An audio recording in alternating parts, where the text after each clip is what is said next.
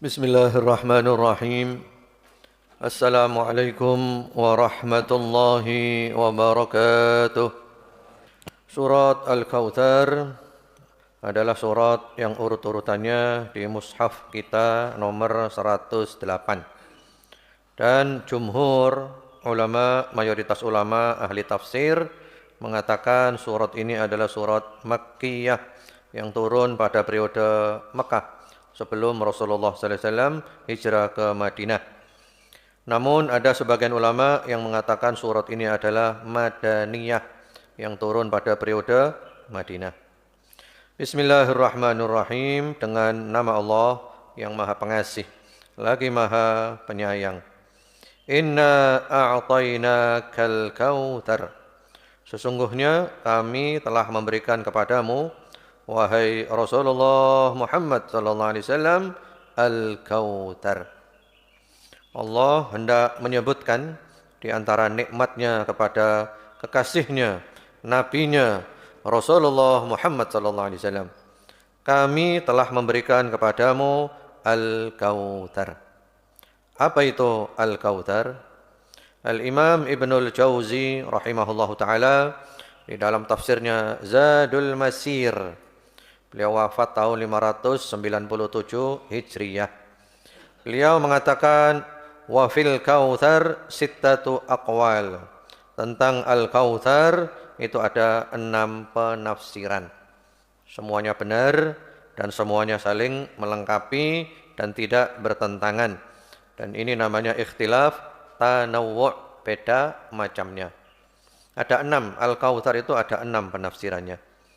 Tafsir yang pertama yaitu annahu nahrun fil jannah. Al-Kautsar adalah sebuah sungai di surga yang diberikan kepada Rasulullah Muhammad sallallahu alaihi wasallam. Dan banyak hadis yang menyatakan seperti itu. Di sini akan saya bawakan 2 hadis bahwa Al-Kautsar itu adalah sungai di surga.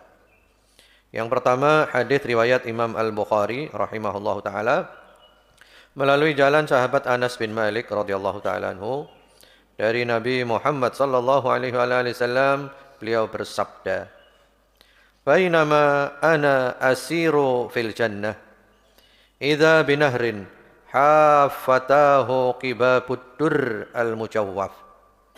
Qultu ma hadza ya Jibril."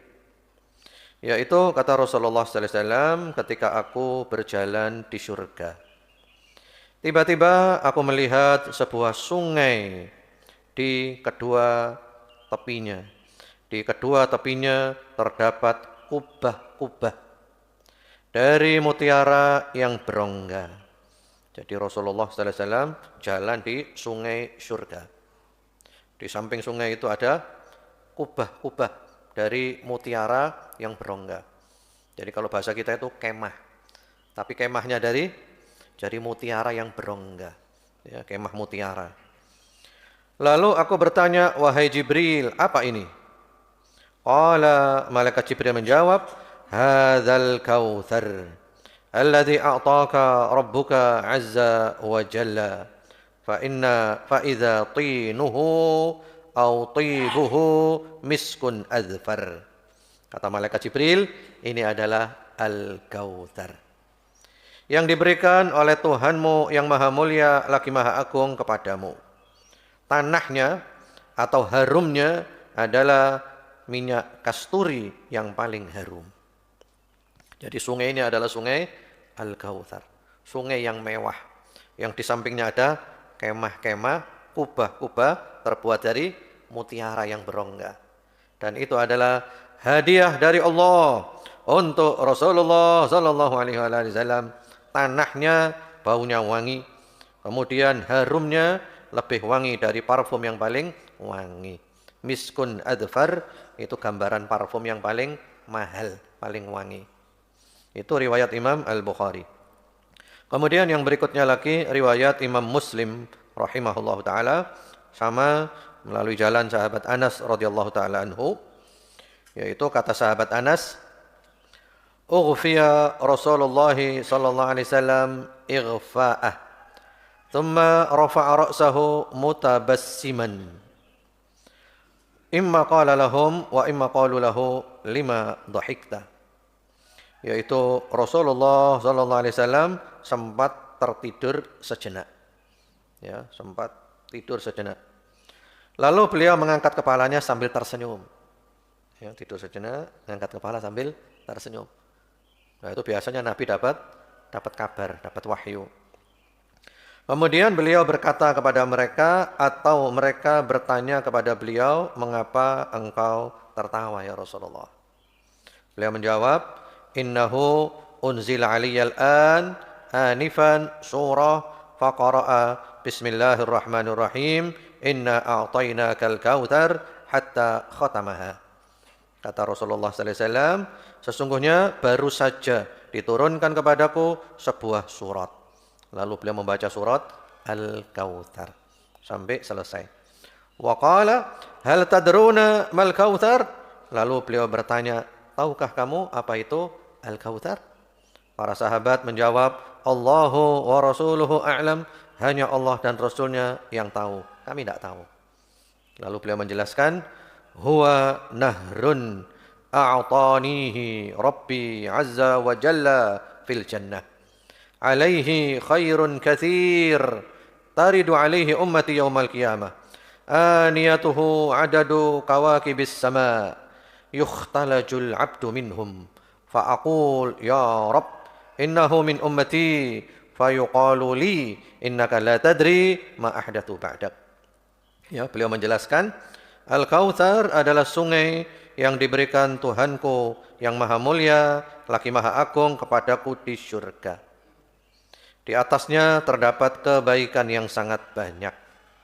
Umatku akan datang ke sungai itu pada hari kiamat nanti. Bejana-bejananya sebanyak bintang-bintang di langit. Lalu ada hamba yang dihalau dari sungai itu. Jadi ada orang yang mau ke sungai itu diusir, dihalau. Aku berkata, wahai Tuhanku, dia termasuk dari umatku. Maka dikatakan kepadaku, sesungguhnya engkau tidak tahu apa yang mereka perbuat setelahmu. Ini riwayat Imam Muslim. Namun kemudian riwayat ini oleh para ulama dijelaskan bahwa Al-Kautsar itu sungai di surga, juga telaga Nabi nanti di hari kiamat. Riwayat-riwayat yang umat itu datang kemudian diusir, nah itu telaga yang ada di hari kiamat nanti. Yang mana airnya lebih putih dari susu, lebih manis dari madu, lebih wangi dari mesik, jumlah bejananya sejumlah dan seindah bintang-bintang di langit, yang minum seteguk tidak akan haus selama-lamanya. Nanti kita bahas panjang lebar. Kita fokus di sini dulu, yaitu tentang 6 penafsiran Al-Kautsar. Penafsiran yang pertama yaitu sungai di surga. Kemudian penafsiran yang kedua, Annal Kautsar al-khairul katsir alladzi u'tiya nabiyuna Muhammad sallallahu alaihi wasallam. Al-Kautsar artinya adalah kebaikan yang banyak yang diberikan kepada Nabi Muhammad sallallahu alaihi wasallam. Jadi maksudnya Nabi itu oleh Allah diberi kebaikan yang banyak. Kemudian penafsiran yang ketiga, Al-Kautsar adalah al-ilmu wal Qur'anu. Ilmu dan Al-Quran. Kami berikan kepadamu kebaikan yang banyak, maksudnya adalah al-ilmu dan Al-Quran. Jadi kita itu oleh Allah diberi Al-Quran itu nikmat yang luar biasa. Di antara nikmat besar Allah kepada kita adalah Al-Quran. Kemudian yang keempat, an-nubuwah. Di antara makna Al-Kautsar adalah an-nubuwah, yaitu kenabian. Sesungguhnya kami berikan kepadamu kebaikan yang banyak, yaitu kenabian, dipilih jadi nabi. Kemudian yang kelima, annahu haudhu Rasulullah sallallahu alaihi wasallam alladhi yakthurun nasu alaih. Yang kelima adalah telaga. Ya, telaga nanti hari kiamat. Yang mana telaga itu airnya dari sungai Al-Kautsar. Karena nanti ada saluran air dari sungai Al-Kautsar sampai ke telaganya Rasulullah sallallahu alaihi wasallam. Jadi telaganya Nabi nanti hari kiamat itu airnya dari sungai Al-Kautsar. yang mana banyak orang minum di sana. Kemudian yang keenam di antara tafsir Al-Kautsar adalah annahu kathratu atba'ihi wa ummatihi. Banyaknya pengikut beliau dan umat beliau. Di antara semua nabi yang paling banyak pengikutnya dan umatnya adalah Nabi Muhammad sallallahu alaihi wa ala alihi wasallam. Itu 6 penafsiran Al-Kautsar, semuanya benar, tidak bertentangan dan semuanya saling melengkapi. Yang pertama apa tadi?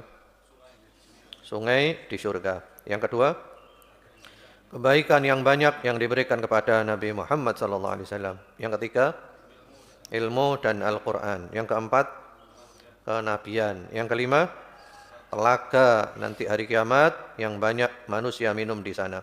Yang keenam, ya, banyaknya pengikut beliau dan umat beliau. Baik, insyaallah itu jelas. Nah, kemudian kita perluas pembahasannya tentang Al-Haud, telaga Nabi nanti hari kiamat.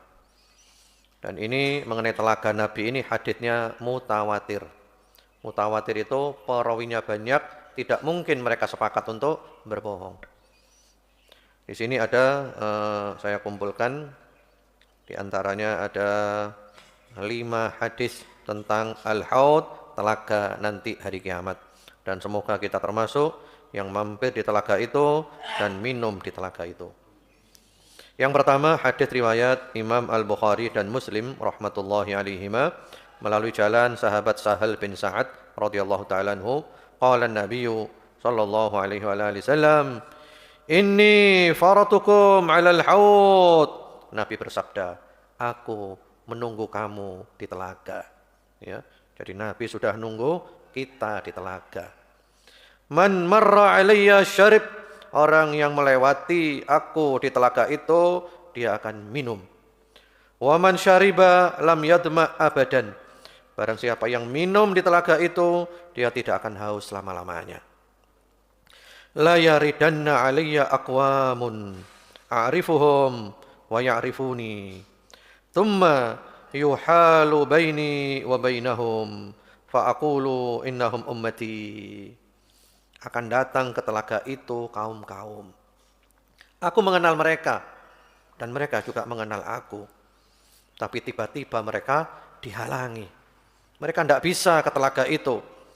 Lalu aku berkata, mereka adalah umatku. Mereka adalah umatku. Fayuqal, innaka la tadri ma ahdathu ba'dak. Lalu dikatakan, kamu tidak tahu apa yang mereka perbuat setelahmu. Mereka menyimpang dari ajaranmu. Fa'akul, lalu aku berkata, suhqan liman ghayyara ba'di, celaka orang yang telah mengubah ajaranku sepeninggalku. Ini yang pertama. Kemudian yang kedua, riwayat Imam Muslim rahmatullahi alaih melalui jalan sahabat Abu Hurairah radhiyallahu taala anhu, bahwasanya Rasulullah sallallahu alaihi wasallam waktu itu datang ke kuburan. Atal maqbarah, datang ke kuburan. Lalu beliau mengucapkan salam. Assalamualaikum dara qaumin mu'minin wa inna insyaallah bikum lahikun wadittu anna qad ra'aina ikhwanana. Salam sejahtera atas kalian wahai penghuni negeri kaum mukminin. Sesungguhnya kami insyaallah akan menyusul kalian. Aku sangat ingin sekiranya kita bisa melihat saudara-saudara kami. Aku ingin bisa ketemu dengan saudara-saudaraku. Qalu awalasna ikhwanak ya Rasulullah. Para sahabat bertanya, bukankah kami ini saudara-saudaramu wahai Rasulullah? Qala, beliau menjawab, antum ashabi wa ikhwanuna alladzina lam ya'tu ba'd. Kamu adalah sahabat-sahabatku. Sedangkan saudara-saudara kami adalah orang-orang yang belum datang, belum lahir setelah kalian. Kamu ini sahabatku, saudaraku nanti, umatnya setelahmu nanti. Dan semoga kita termasuk saudara-saudara Rasulullah sallallahu alaihi wasallam. Faqalu kaifa ta'rifu man lam ya'ti ba'd min ummatika ya Rasulullah. Kemudian para sahabat bertanya, wahai Rasulullah, bagaimana engkau dapat mengenali umatmu yang belum datang setelahmu? Bagaimana kamu kenal mereka ya Rasulullah? Kan tidak pernah ketemu kan? Tidak pernah lihat kan? Nah, kamu kok kenal? Kalau mereka adalah saudaramu? Qala, beliau menjawab, ara'aita law anna rajulan lahu khailun ghurrun muhajjalah baina dhahrai khailin duhmin buhmin ala ya'rifu khailah. Kata beliau, bagaimana menurut kalian jika seseorang memiliki kuda berwarna putih pada bagian wajah dan kakinya, berada di tengah-tengah kuda hitam polos, tidaklah ia mengenali kuda-kuda itu. Ya, jadi kalau ada banyak kuda warnanya hitam legam. Nah, di sana ada kuda yang warnanya putih. Cuman ada ada hitam di wajahnya, tangannya dan kakinya. Kelihatan apa enggak? Kelihatan, soalnya dia beda. Semuanya hitam, ini putih. Hitamnya cuma sedikit. Qalu bala ya Rasulullah. Ya Rasulullah. Ya kami pasti tahu kuda yang putih itu. Qala fa innahum ya'tuna ghurran muhajjalin minal wudu'. Umatku nanti datang seperti itu. Nanti kan datang orang itu miliaran. Aku kenal umatku. Karena mereka datang, ya bekas-bekas wuduknya mengeluarkan cahaya. Jadi wajahnya itu keluar cahaya. Ya, tangannya, kakinya keluar cahaya. Aku tahu ini umatku ini. Dari bekas-bekas wuduknya. Wa ana faratuhum alal haud. Aku sudah menunggu mereka di telaga. Aku nunggu di sana. Ala la yuzadanna rijalun min an haudi kama yuzadul ba'ir ad-dhal. Kata beliau, sesungguhnya mereka umatku akan datang dengan wajah dan anggota tubuh bercahaya karena bekas wudhu, dan aku akan mendahului mereka di telaga. Ketahuilah, sesungguhnya akan diusir sejumlah orang dari telagaku, sebagaimana unta tersesat diusir dari kumpulan unta. Ya. Jadi kalau ada penggembala unta milik dia, ya, kemudian ada unta asing masuk ke rombongan unta itu, ikut makan, ikut minum di sana, oleh penggembala diapakan? Ya diusir. Kamu bukan untaku, kamu bukan milikku, tidak boleh ikut campur di sini, tidak boleh ikut makan dan minum di sini. Lah nanti mereka juga gitu. Mereka datang ke telaganya Nabi dan mereka diusir kayak gitu. Kamu bukan golongan mereka, nggak boleh berada di sini, nggak boleh kamu ikut minum di sini. Unadihim, aku masih menyeru mereka, ala halumma, kemarilah, jangan mundur, kemarilah. Kemudian fayuqal innahum qad baddalu ba'dak, lalu dikatakan mereka telah mengubah ajaranmu sepeninggalmu ya Rasulullah. Mereka menyimpang dari ajaranmu. Bukan hanya menyimpang, mereka telah mengubah ajaranmu. Lalu aku pun berkata, suhqan, celakalah kalian, menjauhlah kalian. Ini hadits yang nomor kedua. Kemudian hadits yang nomor 3, riwayat Imam Ahmad rahimahullahu taala dengan sanad yang sahih. Melalui jalan Ibunda Aisyah radhiyallahu taala anha, beliau mengatakan, aku mendengar Rasulullah sallallahu alaihi wasallam bersabda, inni 'alal haud antadhiru man yariduhu 'alayya minkum. Sesungguhnya aku berada di telaga. Aku menunggu orang-orang dari kalian yang akan datang kepadaku. Aku di telaga, tak enteni. Awakmu tak enteni kabeh nek kono. Kemudian fala yuqatta'anna rijalun duni. Lalu dipisahkan, dihalangi sekelompok orang dariku. Tiba-tiba ada yang datang, dia pun diusir. Enggak boleh dekat-dekat dia itu. Fala aqulanna ya Rabb ummati. Lalu aku berkata, ya Allah, mereka umatku. Kenapa mereka dihalangi? Kenapa mereka diusir? Kenapa mereka enggak boleh dekat-dekat? Fala yuqalanna li innaka la tadri ma amilu ba'dak. Ma zalu yarji'un ala aqabihim. Lalu dikatakan kepadaku, engkau tidak mengetahui apa yang mereka lakukan setelahmu. Mereka terus kembali ke belakang. Mereka nyimpang dari ajaranmu. Mereka bukan mengikutimu, tapi mereka menyelisihimu. Kamu jalan ke depan, mereka jalan ke belakang. Itu riwayat yang ketiga. Kemudian riwayat yang keempat, ini riwayat Imam Bukhari dan Muslim rahmatullahi alaihima.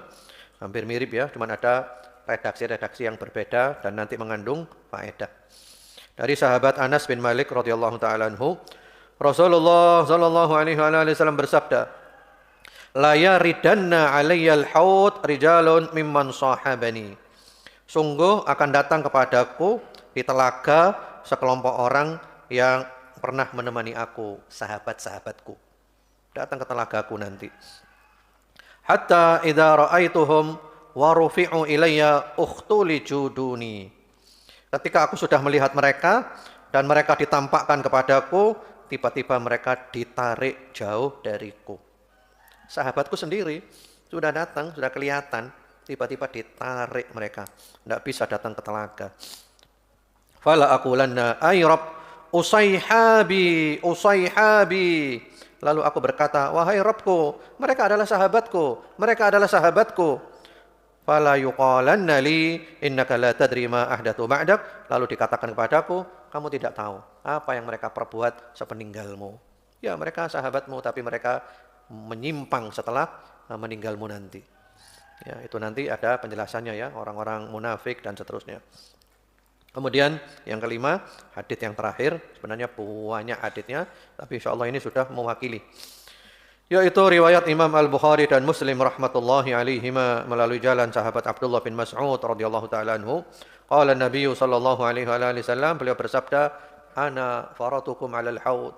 Aku sudah menunggu kamu di telaga. Waduh, masyaallah ya. Nabi wis ngenteni, dinteni mbek Nabi. La yurfa'anna ilayya rijalun minkum hatta idza ahwaitu liunawilahum ukhtuli juduni. Yaitu sungguh akan ditampakkan kepadaku sejumlah orang dari kalian. Hingga ketika aku hendak memberikan minum kepada mereka, tiba-tiba mereka ditarik jauh dariku. Ya, ini salah satu dalil bahwa Nabi memberikan minum. Nabi memberi minum. Jadi menurut hadis yang ini, redaksi ini Bukhari Muslim ini, ya berarti Nabi apa? Mengambilkan minum. Redaksinya itu hatta idza ahwaitu liunawilahum. Aku sudah hampir ngambilkan minum untuk mereka. Tiba-tiba mereka ditarik ke belakang, tidak bisa minum. Inilah di antara doa-doa kita. Mudah-mudahan kita nanti oleh Nabi diberi minum di telaga. Yang dihidangkan kepada kita, ada riwayatnya itu. Karena ada yang menolak riwayat itu.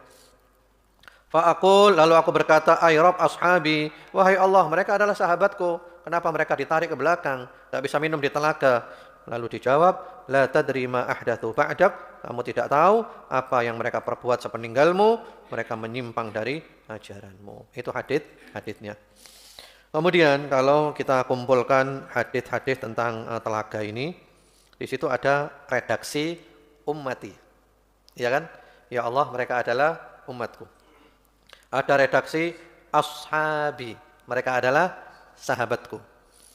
Ada redaksi usayhabi, sahabat-sahabat kecilku. Artinya sahabatku maksudnya. Terus bagaimana cara mendudukkannya? Siapa mereka itu yang tidak bisa mampir di telaganya Nabi? Mari kita lihat, jangan sampai kita termasuk mereka. Itu para ulama sudah menjelaskan. Yang pertama-tama adalah murtadun, orang-orang yang murtad sepeninggal Nabi Muhammad sallallahu alaihi wasallam. Dulu zaman Nabi kenal mereka sahabat. Tapi sepeninggal Nabi mereka murtad. Kan ada kan yang murtad kan? Bahkan sahabat Abu Bakar As-Siddiq itu memerangi orang-orang yang murtad. Jadi mereka Islam pada masa Nabi sempat ketemu sehingga Nabi kenal mereka. Namun sepeninggal Nabi mereka murtad. Nah, mereka masuk dalam redaksi ashabi atau usayhabi. Jadi Nabi tahunya apa? Ini sahabatku. Dan Nabi tidak tahu kalau mereka murtad sepeninggal Nabi. Karena Nabi tidak tahu yang gaib. Yang nomor 2, yaitu murtadun anil Islam fi awakhiri hayatihi sallallahu alaihi wasallam wa lam ya'lam bi kufrihim. Yang kedua adalah mereka murtad di akhir umurnya Nabi. Dan Nabi belum tahu kalau mereka itu murtad. Jadi Nabi sudah kenal mereka, tahu mereka. Tapi di akhir hayatnya Nabi mereka itu murtad. Sebelum wafatnya Nabi mereka itu murtad. Dan Nabi tidak tahu kalau mereka itu murtad. Sehingga Nabi masih menyangka mereka itu adalah sahabatnya. Iya kan ada Nabi palsu kan? Siapa Nabi palsu? Musailamah Al-Kadzab, yang juga punya pengikut mereka itu, dan yang lain-lainnya. Dan ini masuk redaksi sahabat tadi, ashabi atau usayhabi. Yang ketiga adalah ahlun nifaq, mimman adharul Islam wa abtanal kufur, yaitu orang-orang munafik. Mereka hidup zaman Nabi, mereka bersama-sama Nabi, ikut sholat, ikut puasa, dan seterusnya, tapi hatinya benci kepada Islam. Dan Nabi tidak tahu. Karena munafik itu urusan hati, yang tahu hanya Allah. Nabi tahunya dia adalah sahabatku. Ternyata dia bukan sahabatku, ternyata dia adalah orang munafik. Jadi redaksi sahabatku itu masuk di 3 ini. Kemudian redaksi yang berikutnya lagi adalah redaksi ummati. Mereka adalah umatku. Yaitu umatnya Nabi Muhammad SAW termasuk kita semuanya. Namun yang di hadits ini adalah yang menyimpang dari ajarannya Nabi. Ya Allah, dia umatku. Ada bekas wuduknya, kelihatan dia sholat. Tapi dia itu menyimpang. Ya, seperti orang-orang Ar-Rawafid, orang-orang Syiah Rafidhah, yang berkedok cinta kepada Ahlul Bait tapi membenci sahabat Rasulullah SAW, ngafirkan sahabat, melaknat sahabat, istri Nabi. Atau juga termasuk Al-Khawarij, yaitu mereka yang ekstrim, yang mudah menvonis kafir sesama muslim dan menumpahkan darah muslim, dan mereka hobinya memberontak Amirul Mukminin. Ya, Ahlul Bid'ah namanya, yang menyimpang dari sunnah Nabi Muhammad sallallahu alaihi wasallam. Jadi umatnya Nabi tapi menyimpang. Kemudian yang kelima, yaitu para ulama memasukkan pula orang yang tidak bisa mampir di telaga Nabi itu adalah ahlul kabair, pelaku dosa-dosa besar yang sampai mati belum taubat. Karena itu kalau pernah berbuat dosa besar, taubatlah taubatan nasuha. Karena nanti kalau sampai mati belum taubat, dikhawatirkan tidak bisa mampir di telaga Rasulullah sallallahu alaihi wasallam. Ya, itu diambil dari hadis riwayat Imam. Kemudian kita lanjutkan tinggal sedikit ya. Soalnya nanti Kamis depan itu libur 1. Insyaallah hari Ahad saya mau berangkat umroh insyaallah. Jadi Kamis depan kita libur 1. Kemudian berikutnya lagi, yaitu Nabi mengenal umatnya itu dari bekas-bekas wudu, keluar cahaya semuanya. Kemudian sifat haudnya Nabi, telaganya Nabi nanti hari kiamat itu, ya, gede telaganya Nabi, kata beliau, inna qadra haudi kama baina Aila wa San'a minal Yaman wa inna fihi minal abarik ka'adadi nujumis sama. Sesungguhnya ukuran telagaku seperti antara kota Ailah sampai San'a di Yaman. Jadi Ailah itu negeri Syam. Jadi telaganya Nabi itu gede. Mulai ke negeri Syam sampai negeri Yaman. Jadi besar telaganya Nabi itu, dan sesungguhnya jumlah bejananya sejumlah dan seindah bintang-bintang di langit. Dan yang paling banyak minum itu adalah di telaganya Nabi Muhammad SAW. Beliau bersabda, setiap Nabi itu punya telaga. Jadi kabeh Nabi duwe telaga. Umatnya ngombe ndek telagae Nabi ini masing-masing. Dan telagaku adalah telaga yang paling besar dan yang paling banyak peminumnya. Jadi kok Nabi ku seneng. Ya engko telagaku iku sing paling akeh wong sing mampir ngombe ndek kono. Kemudian ya, dan tempatnya telaga hari kiamat itu kata para ulama sebelum sirat, sebelum jembatan. Jadi nanti kan kita proses kiamat kan capek kan? Capek, nah, tinggal satu lewat sirat. Sebelum melewati sirat, mampir dulu di telaga Rasulullah sallallahu alaihi wasallam, ngombe dhisik. Loh, tadi kan dikatakan yang minum enggak haus. Iya. Jadi minum di surga itu bukan karena haus, tapi karena berlezat-lezat. Insyaallah nanti kapan-kapan kita bahas lagi. Wallahu a'lam bishawab. Allahumma amin. Subhanakallahumma wa bihamdika asyhadu an la ilaha illa anta astaghfiruka